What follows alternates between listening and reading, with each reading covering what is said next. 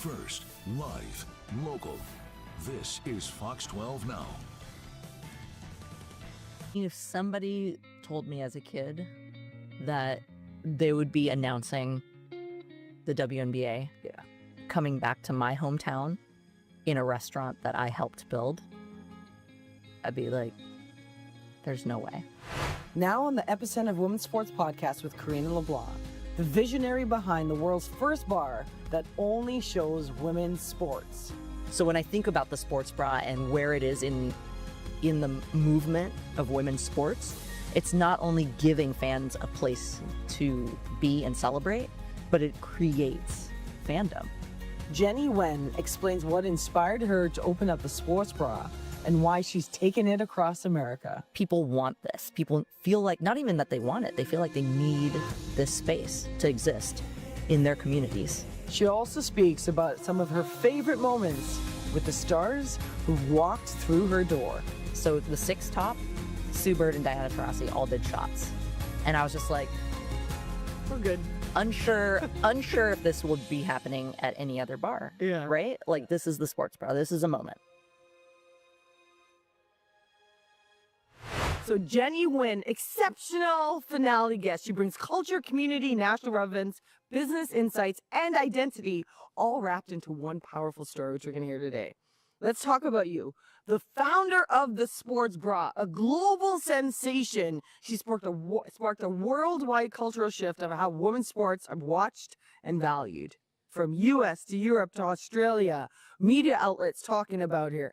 Jenny has elevated Portland into the global epicenter of women's sports. All right, let's start having some fun. Can't wait. Jenny! Yo, welcome to the bra. All right, We're here. having us You're here today. You know, I remember, actually, we did one of the biggest things here. Oh, yeah. We made, do you know what I'm talking about? I do. What am I talking about? You talking about WNBA? Yes! Yes! People don't know. Way back when, before the Portland Fire came, Yep. we did the pitch right here to the commissioner. We had the senator in the house. What a special moment. It was wild. And we had just opened that year. Yeah. So to have all of those folks in here to pitch Portland as a potential franchise location for the W, it was huge. And we had no idea what would come. Yeah, And now here we are. absolutely. So let's start diving into my first question. Can't wait. What is a defining moment in your life that has brought Jenny to this point right now? Yeah, gosh, there's so many, honestly. But the one that I think about the most in regards to the sports bra is, I had this idea. It was a crazy idea. It started, a while back. And I was kind of at this turning point in my life where, the proverbial fork in the road, where I could put all of my eggs in one basket and go down this road was completely untraveled. Something I had no idea about. I had never wanted to open a business, and there was like this entrepreneurial journey. That's one way. Or the current road that I was on. And a lot of folks don't know this, but prior to opening the sports bra, I was unemployed for about 5 years. And happily unemployed. So let's say that, fun employed, as some folks may say. And so I was on this trajectory of doing whatever I wanted, no obligations, basically pared down my life so that I didn't have too many bills to pay. Simple life. So it was, casual, not working, doing my own thing all the time, to full on small business owner, a concept that had literally never been done during the pandemic. So in this fork in the road, for folks who know me, know that I'm very laid back. So I was actually leaning towards pajamas and sofa. But I was having beers with my girlfriend at the time. And I thought to myself, And I kept, this was the time where I was daydreaming about the bra all the time. And I told her, and I go, can you imagine if our parents took us to a place like the sports bra when we were 7 years old? Yeah. And what that would have felt like to us as kids that loved playing. We both met playing basketball. Yeah. So just to be in a place where we felt seen and to look onto the screens at the sports bra and see women playing the sport that we loved. Like, what would that have felt like to us to have been in a space like that? And then to look into maybe a packed restaurant Yeah. of folks cheering for those women playing the sport that we loved, how it would have impacted us as kids. Yeah. And seeing a future for us in sports, seeing, grown-ass women on TV doing the thing that we loved, and then people out here cheering for them. And it was right at that moment that I was kind of like, gosh, if I do this thing and we only open, let's say, for 6 months, and there's one kid that walks in here and has that feeling of belonging or feeling seen, and then the whole thing doesn't work, it would be worth it. And at that point, it just felt like I have to at least try this, or else I would always wonder, what if?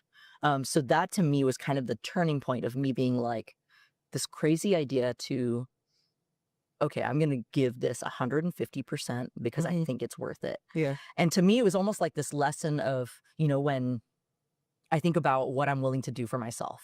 So at the time I was just thinking about, oh my God, will I sacrifice? I don't have any money. I don't have any business acumen. I don't know any of these things. That sounds like a really hard journey. And I just kept thinking about myself and like being like, I don't want to do any of those things. Yeah, it sounds hard. But when I thought about the 7-year-old version of myself, and I thought about any kid coming in here and possibly having a transformative experience, that felt worth it to me. So I think that it is an interesting perspective of like advocating and then learning why. Why wouldn't I advocate for myself the way I would advocate for the 7-year-old Jenny? But really that was like a turning point for me. You talk about the 7-year-old Jenny because you talked about thinking of that version of you. Yet most people in life would not be confident or brave enough or courageous enough to do it. So who was that 7-year-old Jenny? I mean, that 7-year-old Jenny wanted to feel like they belonged somewhere. Mm-hmm. And that was the remainder of that conversation, we were having beers and I was just like 7-year-old version. And my girlfriend at the time, she was just like, yeah, imagine if we were 15 and I go 21, 25, 32. And we both realized that neither of us had ever been in a space that, and she was a college athlete, so she went a lot further than I did. But our identities are so locked up into sports and as queer women. And it was just like, neither of us had ever felt a space where those two things were like really held for representation. And so when we just we kept bouncing these ages off of ourselves, and then we both sat there and just realized that the space has not existed for us. Yes. And so when I think back on when I was 7 and just growing up, it was, I think as kids, we're constantly thinking about, how do I fit in? Yeah. How do I get in on these groups? But as we grow up, we realize that it's our individual identities and what makes us unique that sets us apart and what makes all of us special and become extra valued. Yeah. But do we teach our children that, or do children feel that? Yeah. And so all of that was just super important to me as a kid, just trying to fit in, and then realizing that it was really hard to get me to fit into any kind of box, like even at all these different ages, right? And so, yeah, I think the 7-year-old version of me would just love a space where they felt like they could be themselves and feel welcome that way.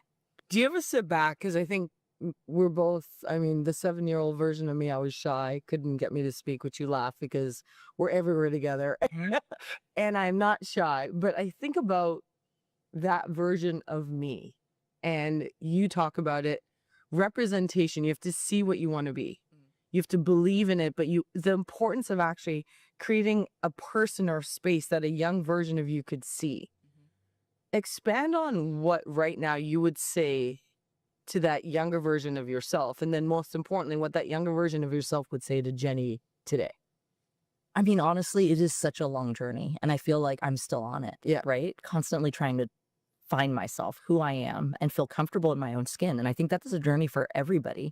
And I feel so fortunate that the bra is like this outward expression of who I am, because, I put my whole personality and everything, when I had the opportunity to build my own restaurant, it's like, I'm going to do everything for me. Like, what would I want? And, one thing for me is like when I go to use public restrooms, I often get misgendered. And it is a situation for me, and it never gets easy. Like, I hate it every time. And it happens all the time. So when I had the opportunity to like decide what to do with our restrooms, I was like, we're gonna make them like gender neutral, like both. And whenever I go somewhere and I see like a non-gendered bathroom, I have like a sigh of relief. Yeah. Like it is a big deal to me. Yeah. And so like every part of the bra, I was just like, I thought about it from my point of view. Yeah. And, you know, it sounds selfish or whatever, but then it turns out like when we open the doors, my lived experience has a lot of intersectionality. And I didn't realize that as I was doing it. Honestly, I wanted to create a space to like blow up women's sports fandom.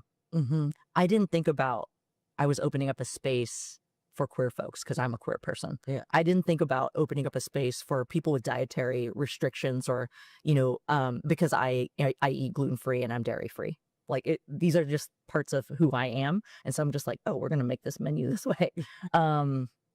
And then, you know, I would say like the first 3 months that we were open, a ton of young Vietnamese girls and women would come in and just like cry and just express what it was like to have a Vietnamese woman open a business like this.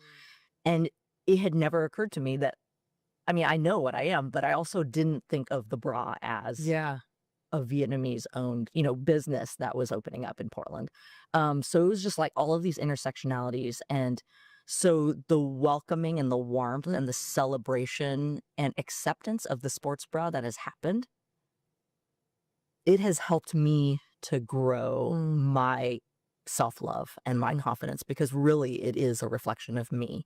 And to see that being held like very closely to folks makes me feel like I'm being held very closely to folks. So I have the great honor of finding a unique voice through a space and then watching people embrace it. And that is an embracing of me in a lot of ways. So, I mean, I don't know you know, obviously we would say to our 7-year-old version of ourselves, be yourself. You're good enough.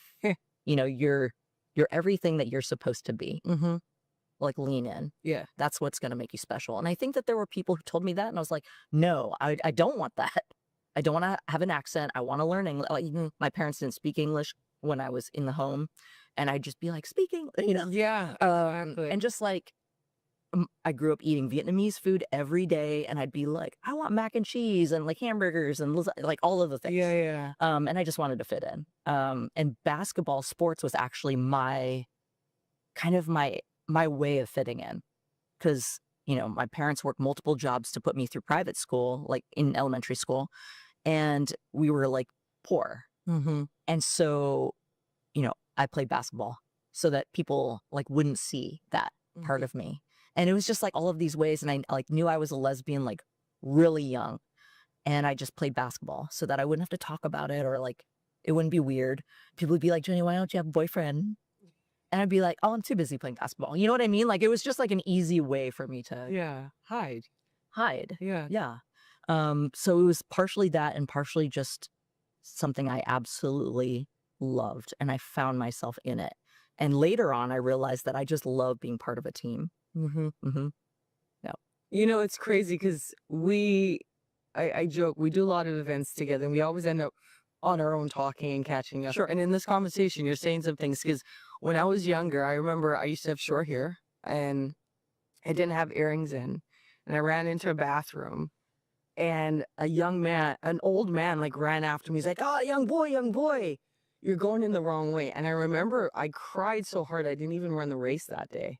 Oh man. And when you're talking about it, is like the importance of the little things, the importance of, I moved to Canada, I was put in ESL because my accent from the Caribbean was too thick. Sports was where it didn't matter. Sports was where you could be connected with people who were like-minded, and all they cared about, pass me the ball or make me feel good. And sports is where I think so many people don't understand the words for women to be able to say, I am enough. That's a hard thing for a woman to go through. Absolutely. And to know that you've come through that, and now you can see yourself, I am enough as a Vietnamese queer woman. Like, that is powerful, because, you know, being a Black woman, I remember when I became like a GM, and it was like first Black woman to win as a GM, as a player. I didn't even think it was that important until someone stated it. And you're living your life in a space that you never thought was possible because you're doing what you didn't know was possible. And now we're sitting here in a bar that's called the Sports Bar that's packed. Women's World Cup, Final Fours, all these things. And you're like leading the way on that. As a Vietnamese queer woman, have you actually paused to stop and be proud of yourself?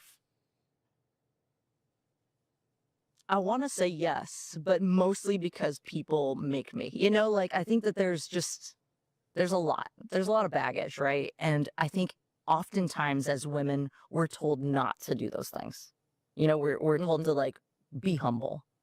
And, you know, thank God I have such a great supportive team and like family and girlfriend and everything. But my team is constantly like, take up space, Jenny. You deserve this. You earn this. Because oftentimes I'm like, oh, you know, thank this person. Because again, nobody does something like this by themselves. Incredibly great team of doers and dreamers alongside me.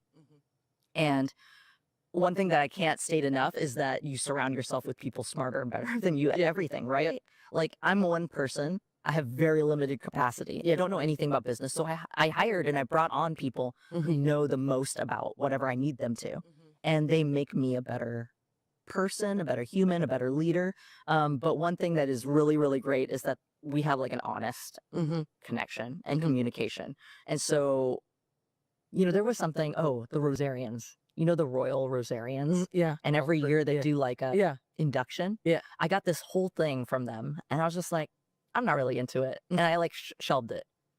And somebody on my team was just like, Jenny, listen, this has been going on for over 100 years. And guess how many queer Vietnamese women are on this list? And she's like, you need to do this not for yourself. Yeah.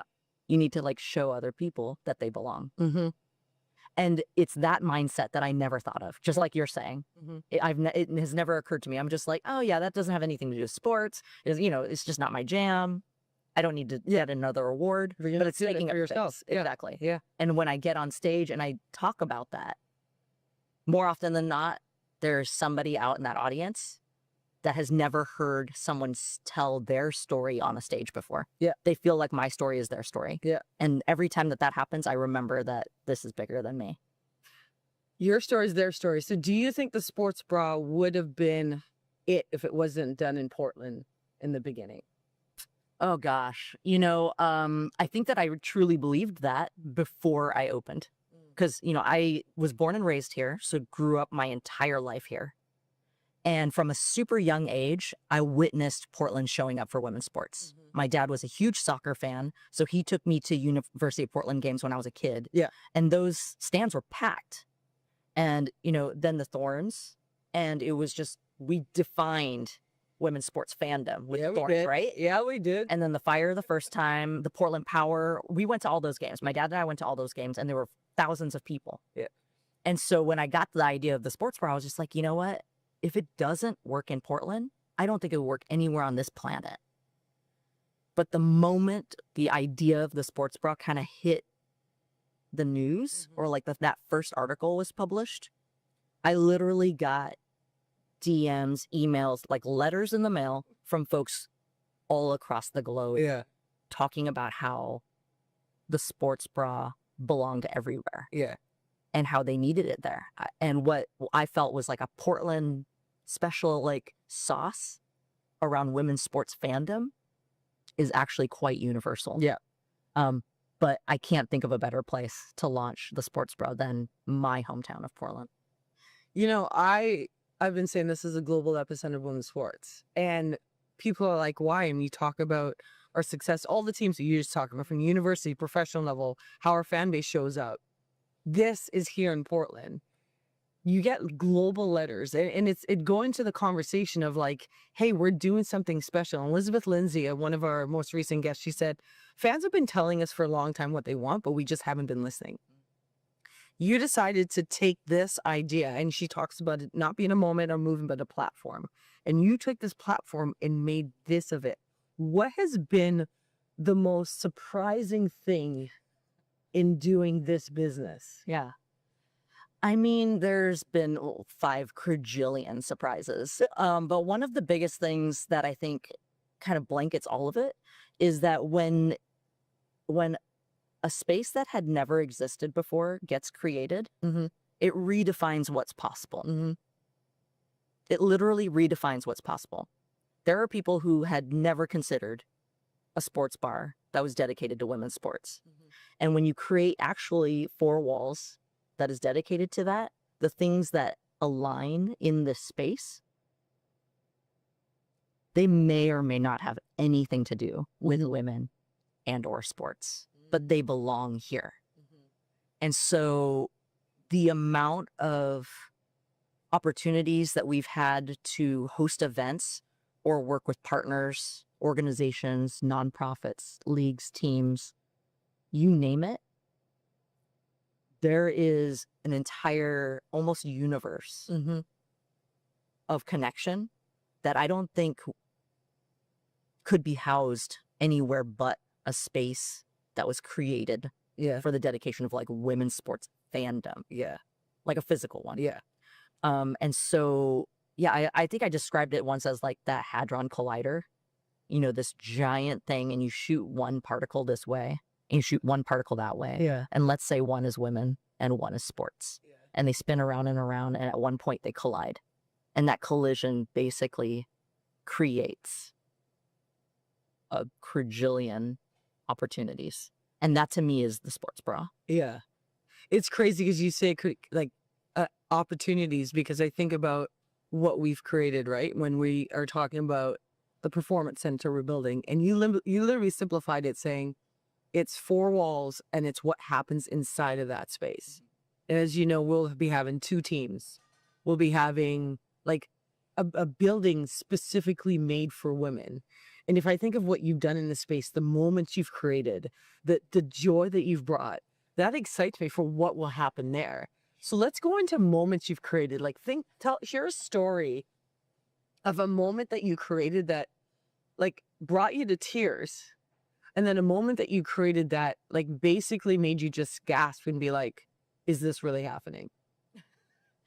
I mean, I kid you not, there are thousands of those moments. But tell us, our Thousands. listeners are like, Okay. I want to go to Portland to be and hang out and watch a game. And we've been here. We've done the Thorns parties here. We're going to do the fight. We've done so many things here. But you, as a person who created this from an idea, what's the one moment and 1 or 2 moments that you're like, it just catches you? Like, I want our listeners to hear from Jenny the why and the story that really made it make sense.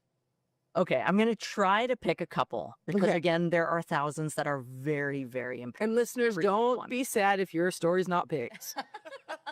So many. So early on, I went to DC for the championship NWSL game. 2022? 2022. Here we go. And I had been invited by Julie Haddon way before I knew that the Thorns were going to be in that game.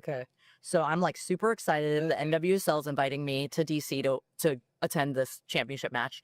And we get closer and closer and the Thorns make it. And I'm like, oh my God, let's get on the plane together. So we go over there, and about 400 of the Rose City Riveters, which is our massive fan group. They travel for us. They fly over to DC and they're sitting in this huge section right behind the goal. And then I'm sitting, you know, in a different section, but we're like so excited to be there, and it's mayhem. Everything's awesome. And then we win the championship. And I remember I told my friends, I was like, we're running down to the Riveters. So I grab my friends, we run down to the Riveters, and I get down in front of them and I'm like recording them. And they're like, it's Jenny from the Bra.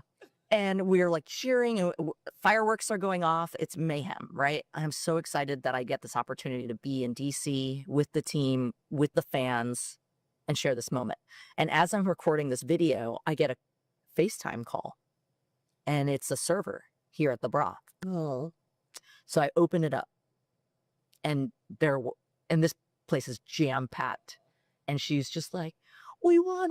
And then she points it out, and everybody's looking into the camera, and I'm showing it to the Riveters. And so from coast to coast, there is this very brief moment of fandom, of women's sports fandom for Portland that is happening right there and then. And I had this moment of like, where else is this happening? Where else is this moment happening? And I'm not at the bar, but I am at the bar. Yeah. And, when I talk about these four walls and the experiences and what it has created, the bra is much bigger than these four walls now. Like, it is a movement. It is something that is much greater than just a bar, obviously.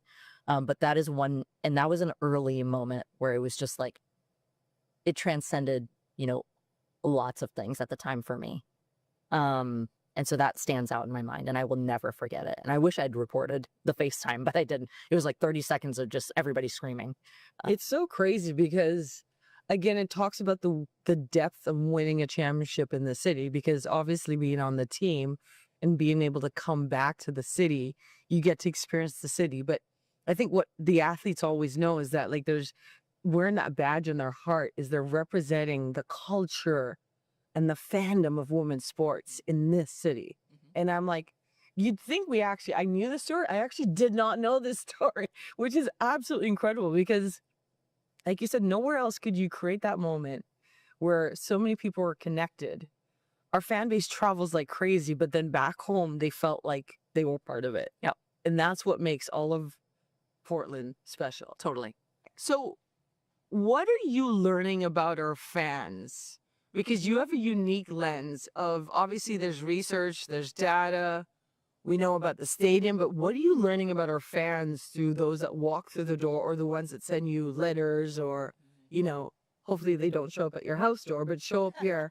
Like, what are you learning about our fans that you can kind of educate us on? Yeah, no, I mean, I feel like we have a really great platform in that we are literally at the grassroots level of fandom. Like, sitting next to, standing next to, Yeah. bar stools. Let's reclaim that term. But like, we're here, right? And what we found, and I think that there will be studies, or there are studies that are already showing this, is that fans of women's sports are so much more engaged at a much deeper level. They want storytelling. They want to know about the athletes. They want to know about their personal lives. They want to share in their journey. It's not just about statistics. It's not just about winning. It's not just about sports. It is so much deeper. And then that kind of fandom builds a loyalty that is absolutely massive. And that loyalty spans all sport, all teams. Yeah. Like, I think that when people get traded, there is like a mourning. Yes. But also they follow them. They become fans of them no matter where they go. Yeah. Now we're starting to see some of our favorite players go overseas or start playing in different leagues. And there's a lot of tension there. But no matter what, we know that loyal fans of women's sports, will follow their journey to wherever they go. And I think that that is something that we've heard over and over and over again here. And one thing that I want to mention is that I created the space for what I felt like were hardcore fans. Yep. Like this sliver of the population that would be really into sharing this joy with other hardcore fans. But what the bra actually has become is a space for folks to become fans. So many people come in here, they don't know anything about sports. Yeah. They don't. They just aren't fans of women's sports when they walk in. They want to be in community here. They heard about this place. They think it would be cool. It feels welcoming to them. And then they sit down, they have a meal, they have a beverage, and they see what's on TV. They're free to ask questions. They can be curious. And it's like a warm hug. And they become a fan. It's like a casual fan. And then the casual becomes, they start following these folks on Instagram. And then they buy this, then they get like all in on the stories, the culture, the brand, everything. And then they become a fan. So when I think about the sports bra and where it is in the movement of women's sports, it's not only giving fans a place to be and celebrate, but it creates fandom, which is really possibly one of the most important parts of the entire growth, right? And why we think that we're just at the tip of the iceberg. Yeah. I love that. Creating fandom. So what are some of the questions like new fans ask? Oh my gosh. I mean, they just sit there and they're just like, oh, I've never, I've only ever seen men's basketball. Yeah. People say that all the time. I've only ever seen men's basketball on TV. And it's just like, oh, this is very different. Yeah. And there's like fundamentally different. Yeah. Teamwork, gameplay, style of play, like all kinds of things. And there are so many guys that come in here and watch, and they will say things that, like, in general, women will avoid saying. Yeah. The guys will say things like, oh, I don't watch men's sports anymore. Oh. And I very rarely hear a woman say that. Yeah. But guys will be like, I don't watch men's sports anymore because and then they list off a couple reasons, and then they list for why they only watch women's sports. Yeah. And I'm just like, I fully agree. But also, like, thank you. Thank you for saying that. Yeah. And it's awesome. It's awesome. I mean, that's why you keep saying we're just at the starting point. Yeah. It's almost like we're growing together and we're learning together. What are you learning right now?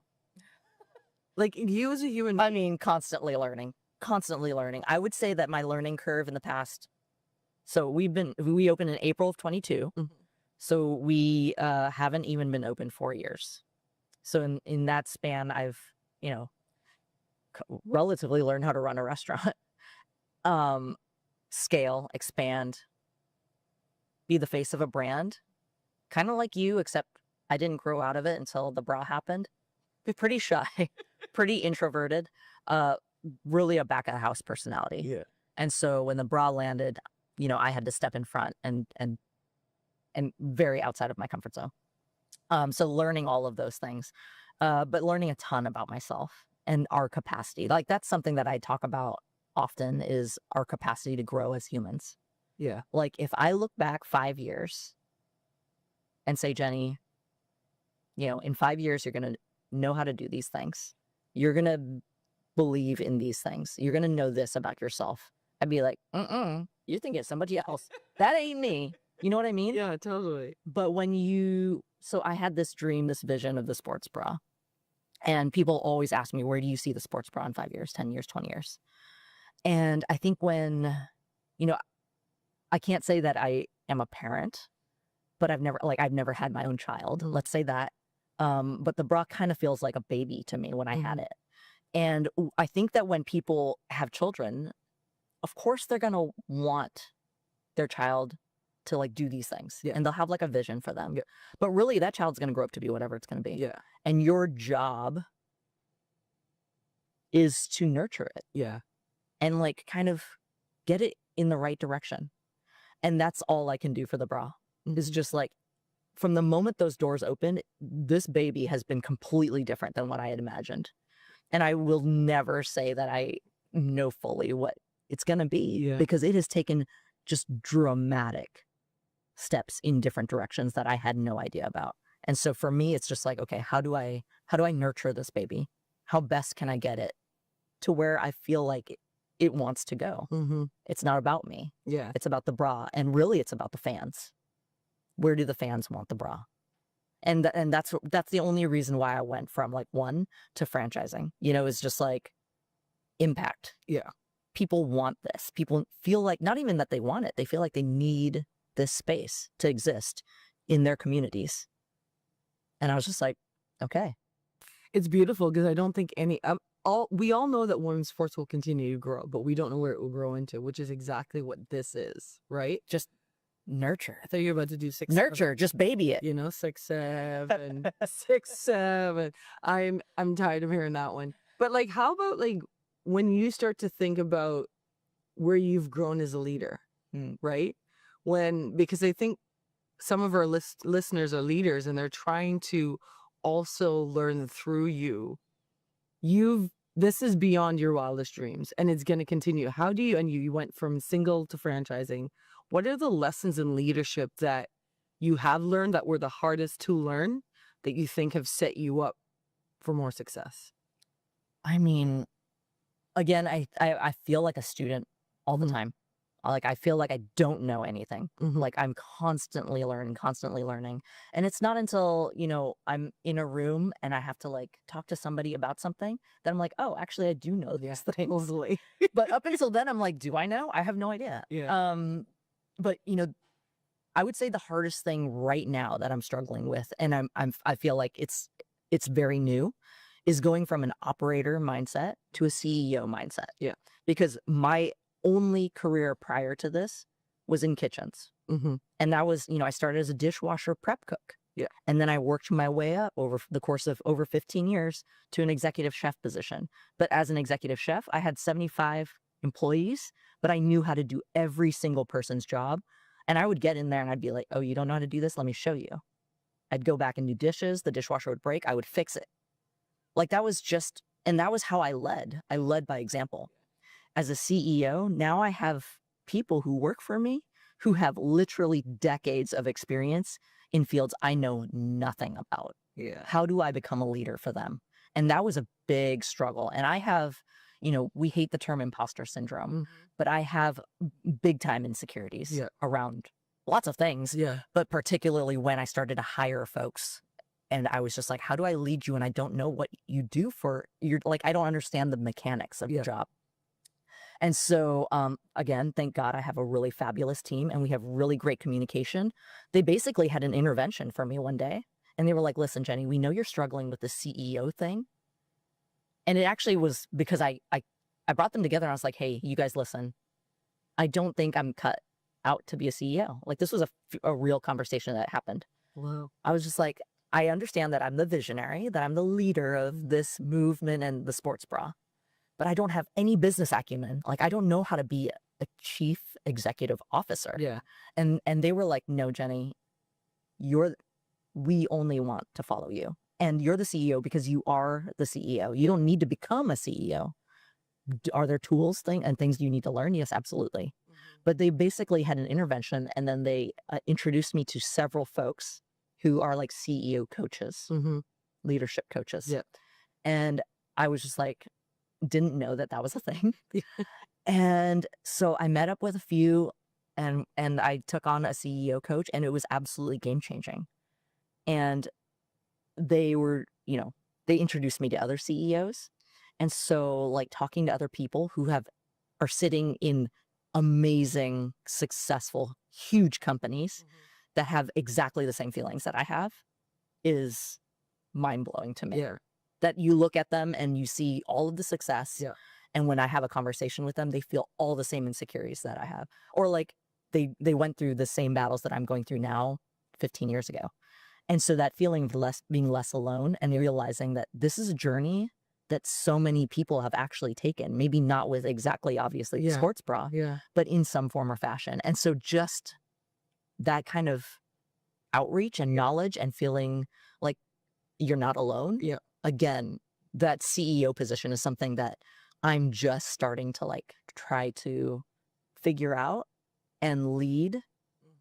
And it's a lot more about, strategy and vision and accountability and motivation than it is about knowing exactly what their jobs are. And so that shift for me, operator, CEO, work in progress, big time. And I would say it's fresh in my mind. So that has been the most difficult and the most challenging. And it's happening right now.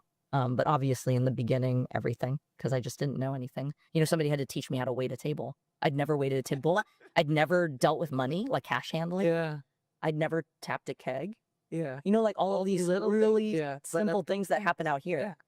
I knew all like the first 2 weeks, people were like, Jenny, you need to get out of the kitchen. I was like, I'm scared. Yeah, you were safe. I was safe. I was like, let me run. Let me help you with these tickets. And they're like, no, you get out of here.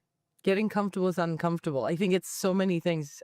I mean, I went through that too. I mean, I had, not aging myself, 30 plus years of being a professional female athlete. And then you get out and you're like, where's my voice matter? And I think it's one of the biggest things with athletes is that we don't know how it correlates in the outside world because for so long you're just being trained to be the absolute best at what you're doing. Yeah. Like you were behind the scenes and you get into the new world and you're like, where does my voice even matter?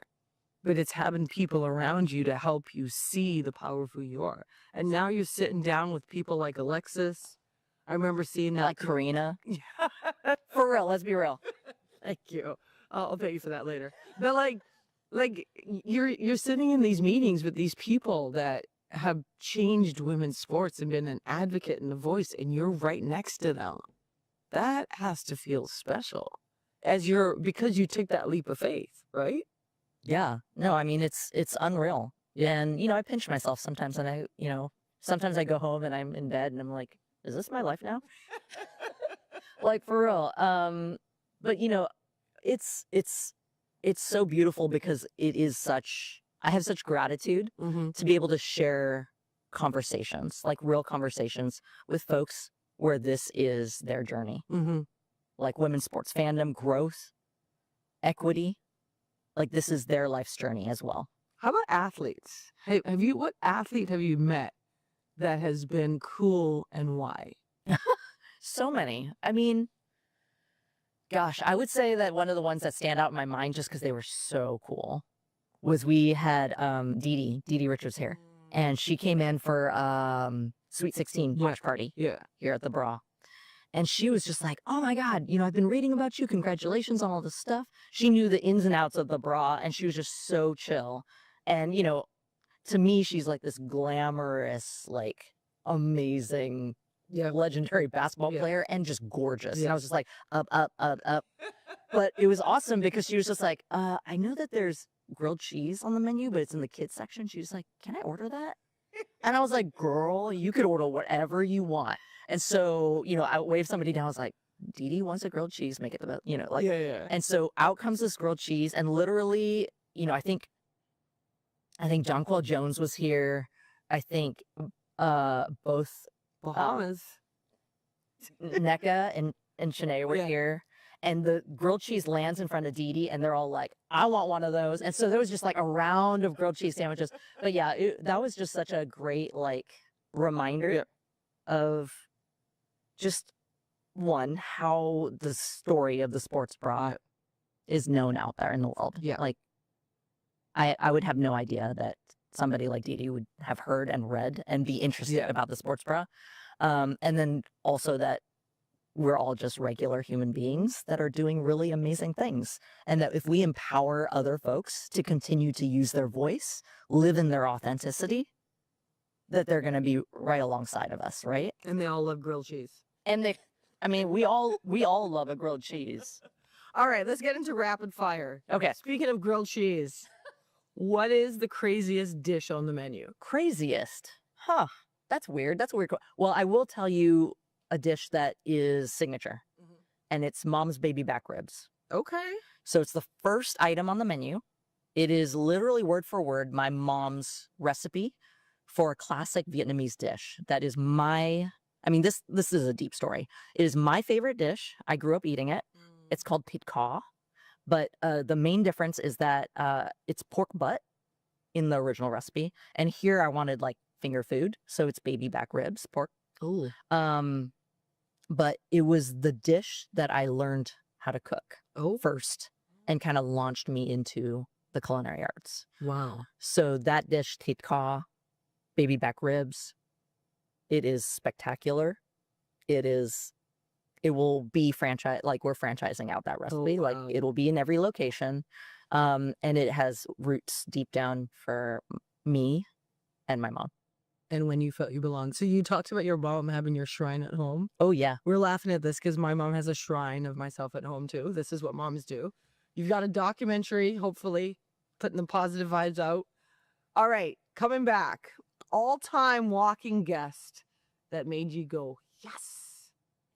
All time. Oh, there's so many. Okay, you can choose 3. Okay. I mean, having DT and Sue Bird here at the same time was out of this world. Like those are, growing up playing basketball, legendary.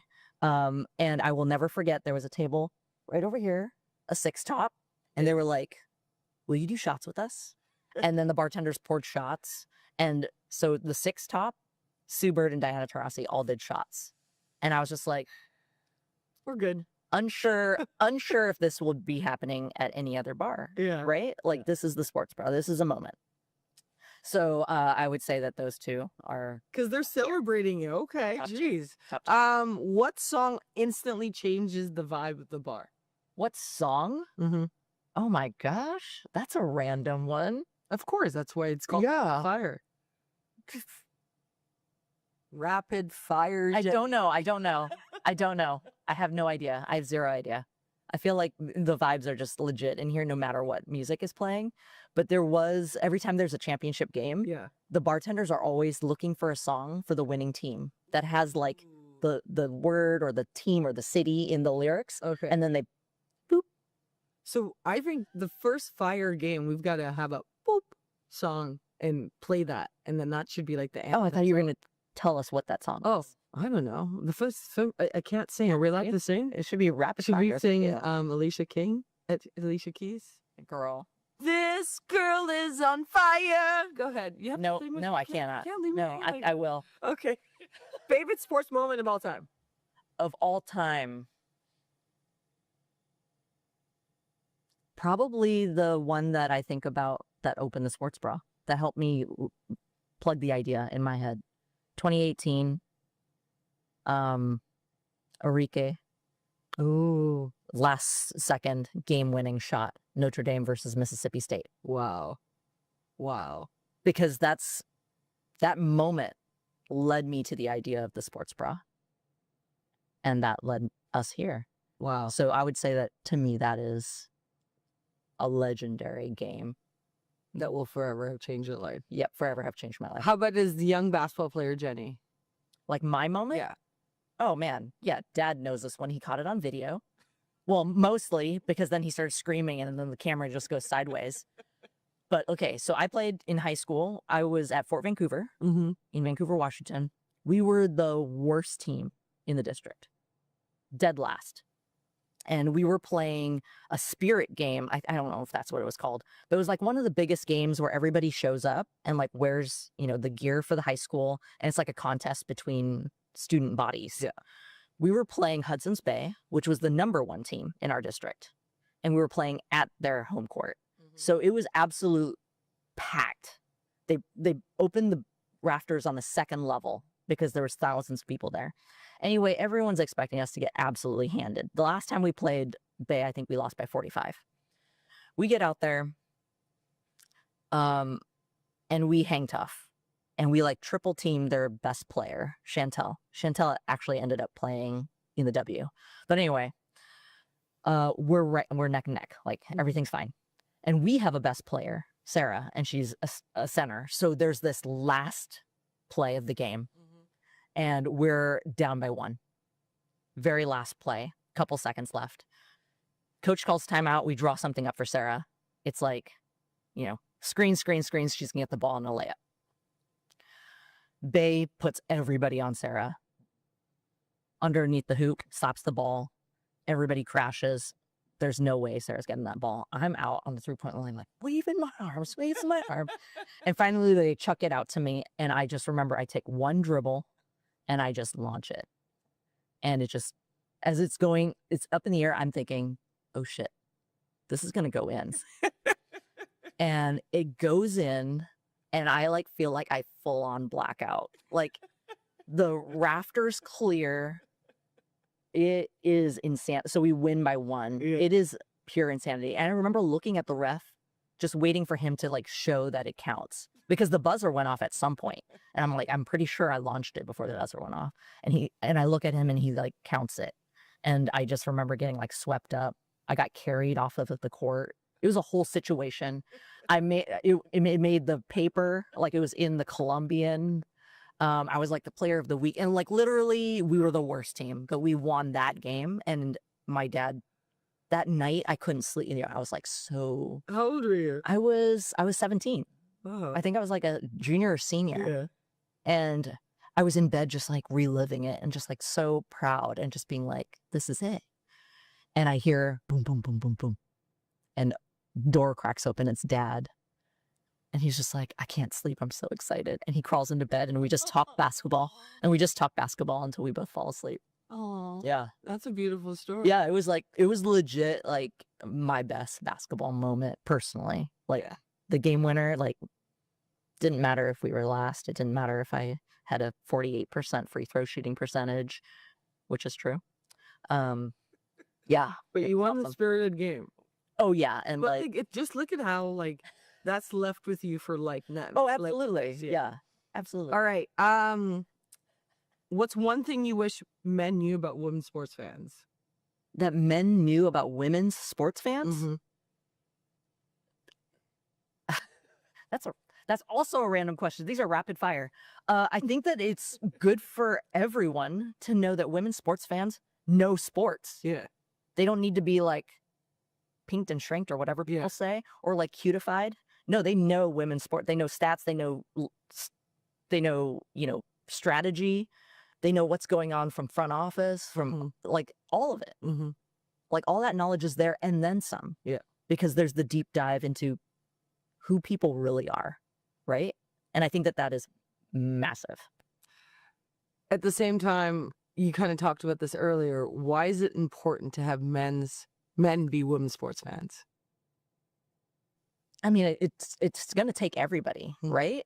And fandom is just, it's fandom. Mm-hmm. And I just feel like if you love sports, and statistically this is true too, if you love sports, you don't care who's playing it. Yeah. You love sports. Yeah. There's this excitement, this journey that everybody's on together. And then to have it in a community where everybody's just as amped, like it's just like listening to music at your house versus listening to music at a concert. Yeah. Like there is just like this, it's severely up-leveled. So, I mean, allyship is huge. Don't get me wrong. But like that is an everybody journey. Mm-hmm. An everybody journey. If you could watch one sports moment in history here at the sports bar packed, what moment would that be? I gotta go back to Enrique. I would love to have Enrique in-house.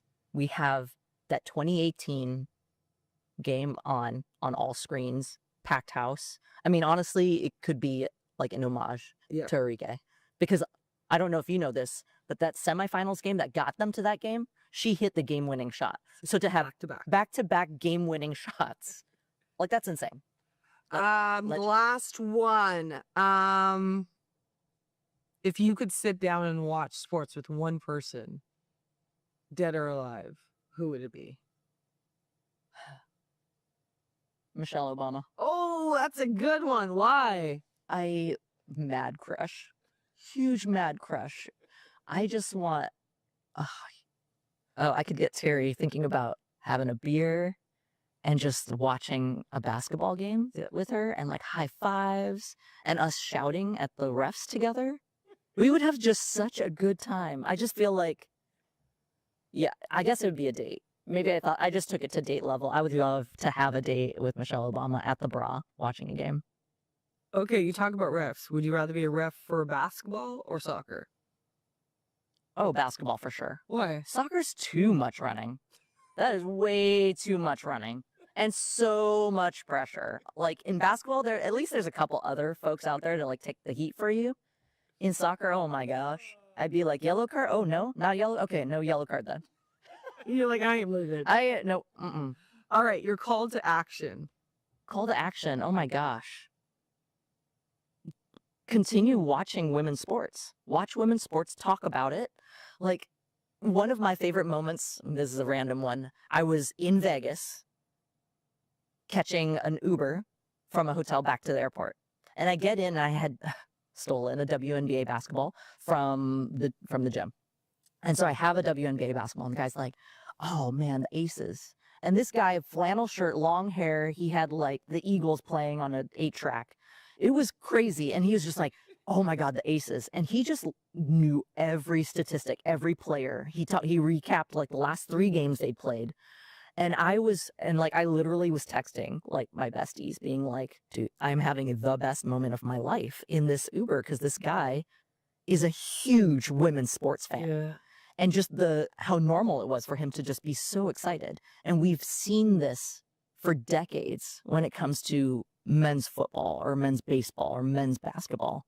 And to have that moment be normalized for women athletes, that is my dream. So look at it, watch it, be a fan, follow all of those stories, demand it, wear it, come to the sports bra, and just, be a fan and immerse yourself.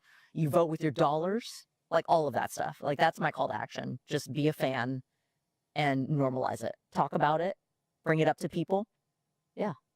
Love it. Yeah. I actually forgot to ask you one question because in one of the episodes, our President Claire Hamill talked about when we launched the fire, right? We did it differently. And she said people would show up. And that day you showed up at the Moda Center, at the Fan Fest. Yeah. Now we go through your journey as the little kid who hit this big shot at 17. That one moment. You launch the sports bra. We're here in Portland, your hometown. And this dream where we started the conversation, where we were sitting here with people talking about bring it to Portland. And on that day, we announced the brand in our own unique way. We launched the name. Talk about that moment for you.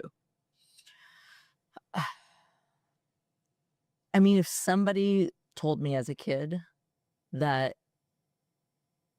they would be announcing the WNBA coming back to my hometown in a restaurant that I helped build, I'd be like, there's no way. There's no way that would happen. And honestly, that day, I don't know if you remember, but I showed up in a t-shirt that was a collaboration between the WNBA and Round 21. Mm-hmm. And it was an artist's representation of me. Yes. Yeah. So I'm wearing a shirt that the WNBA helped to create of a young version of myself, a Vietnamese basketball player. And so, I did that on purpose because to me, it was just like where you start and where you're going. And the dream and the vision is so much bigger and greater if you let it happen. And if you believe in it and you put you go for it. It's just, I had no idea. Yeah. I had no idea. Yeah. Beautiful. Well, Jenny from the Sports Bra, thank you for your time, your vulnerability, your leadership, helping put Portland as the global epicenter of women's sports by just being you. Appreciate you, buddy. That's what. What a conversation. I want to thank my dear friend Jenny because she showed up once again, and she showed up in her vulnerable, beautiful self, making us learn about fandom, letting us see insights of the imposter syndrome from being an operator to CEO, the vulnerability to bring her entire group together and say, maybe this is not for me, but then the importance of surrounding yourself with the right people to help lift you up. The importance of building a space for just people to feel like they belong, for people to feel alive in a way that only women's sports can do. And then most importantly, we always talk about Portland being the global epicenter of women's sports. We wouldn't be that way if it wasn't for a person like Jenny. How fitting that we end this season here at the Sports Bra in the community of Portland, where we talked with owners, we talked with general managers, presidents, the athletes, legends retiring, people leading the world of fandom. And I think I've learned so many things about women's sports, even though I've been in it for so many years, because the vulnerability of people to share, the collective effort of people wanting this to be bigger than it is. We know it's going in that direction, but collectively we have some of the best minds in the world in women's sports.